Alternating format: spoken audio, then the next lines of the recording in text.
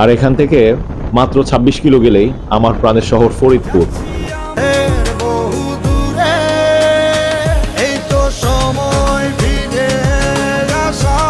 আমাদের সামনে হচ্ছে মানিকগঞ্জ তরা সেতু। কারণ এই যে চর পড়ে গেছে নদীর মাঝে, এই চরের কারণে তো এই জায়গাটার নাম হচ্ছে কাচারির টেক। বর্ষার সময় এর চারিদিকে পানি থাকে, তখন দেখা যায় দূর দূরান্ত থেকে মানুষজন এখানে ঘুরতে আসে। ফাইনালি চলে আসলাম ফরিদপুরে। আসলে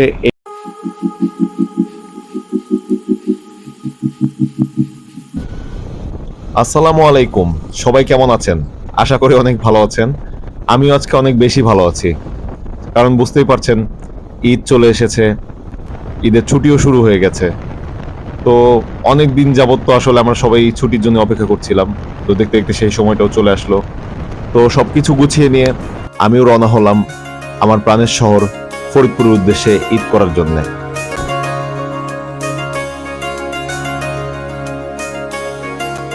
আমরা এখন প্রায় চলে আসলাম ধামরাই বাস স্ট্যান্ডের কাছাকাছি। এই ব্রিজটা পার হলেই ধামরাই বাজার, আর এরপরে হচ্ছে ঢাকা মানিকগঞ্জ হাইওয়ে। তো আমরা এখন হাইওয়েতে উঠে পড়েছি। এইখান থেকে মাত্র 50 থেকে 52 কিলোমিটার গেলেই পাটুরিয়া ফেরিঘাট। আর মহাসড়ক হওয়া সত্ত্বেও এই রাস্তায় যেহেতু কোনো ডিভাইডার নাই, দেখতেই পাচ্ছেন, তো সেই ক্ষেত্রে আমাদের একটু সাবধানতা এবং নিরাপত্তার কথা মাথায় রেখে এই রাস্তা দিয়ে ঝুঁকি নিয়ে চলাচল করতে হয়।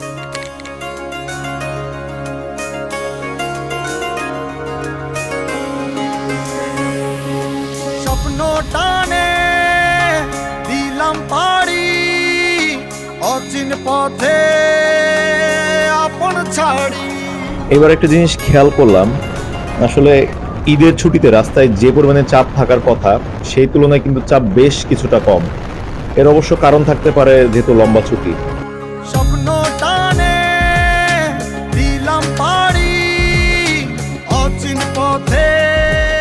তো আমার হাতের ডানে অনেকেই দেখে বুঝে গেছেন মানিকগঞ্জ জেলা কারাগার।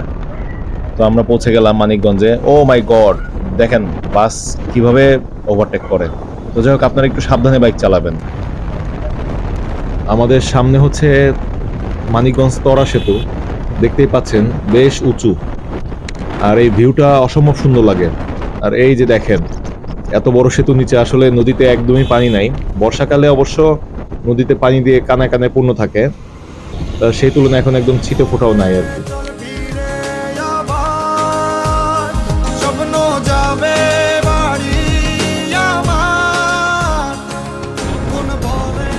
সামনে উথুলির মোড়, আর এই উথুলির মোড় থেকে হাতের বায়ে মাত্র 7 কিলো গেলে আমরা পাবো পাটুরিয়া ফেরিঘাট। আর ওই যে সামনে দেখতে পাচ্ছেন সোজা রাস্তা, এই রাস্তা ধরেই হচ্ছে আরিচা ফেরিঘাটের রাস্তা। একসময় আরিচা থেকেই মূলত দৌলত দিয়ে ফেরি চলাচল করত, এখন অবশ্য এই রাস্তা দিয়ে আর কোনো ফেরি চলাচল করে না।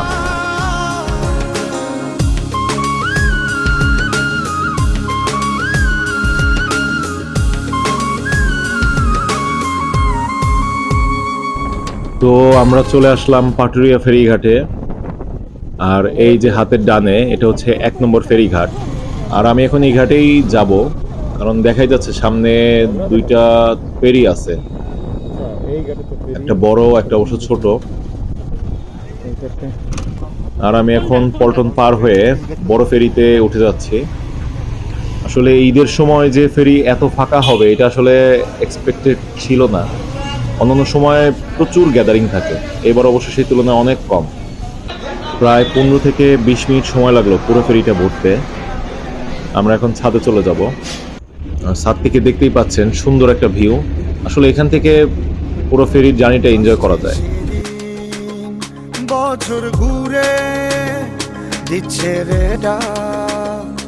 তো দেখতেই পাচ্ছেন আসলে অন্যান্য সময়ের তুলনায় এই সময়টাতে ফেরি পার হতে যথেষ্ট সময় লাগে, কারণ এই যে চর পড়ে গেছে নদীর মাঝে, এই চরের কারণে ফেরি সোজাসুজি না গিয়ে অনেকটা পথ ঘুরে যেতে হয়।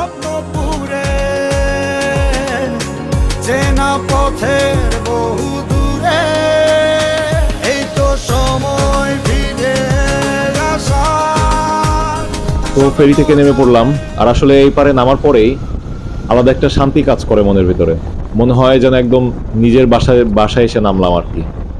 আর এখান থেকে মাত্র 26 কিলো গেলেই আমার প্রাণের শহর ফরিদপুর। আমার স্বপ্নপুরে চেনা পথের বহু দূরে এই তো সময় ফিরে আসার। সামনে জমিদার ব্রিজের মোড়, এই সোজা রাস্তা ধরেই আসলে ফরিদপুরের রাস্তা, কিন্তু আমি হাতের বাঁ দিয়ে ঢুকে পড়লাম। এটা হচ্ছে এই প্রধান সড়কেরই বাইপাস সড়ক, গ্রামের ভিতর দিয়ে নিরিবিলি রাস্তা, তো এই জন্যই এখান দিয়ে ঢুকলাম আর কি। চেনা পথের বহু দূরে এই তো সময়। ওই যে সামনে দেখেন ওই রাস্তাটা নেমে গেছে, ওই রাস্তা ধরে কিছু দূর গেলেই আমার দাদা বাড়ি। যদিও আজকে যাব না, আর এই পথ ধরে সোজা মাত্র 17 কিলো গেলেই আমার প্রাণের শহর ফরিদপুর।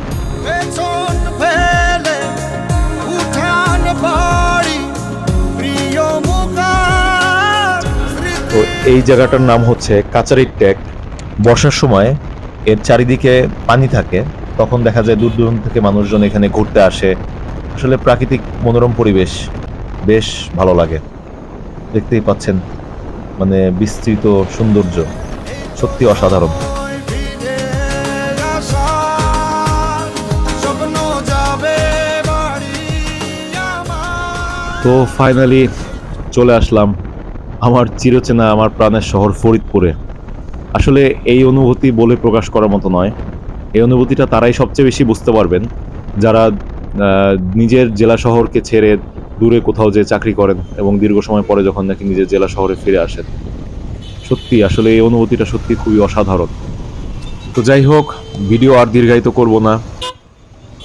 আপনারা সবাই ভালো থাকবেন, সুস্থ থাকবেন এবং নিরাপদে বাইক চালাবেন। সবাই সুন্দরভাবে ঈদ উদযাপন করেন। আসসালামু আলাইকুম।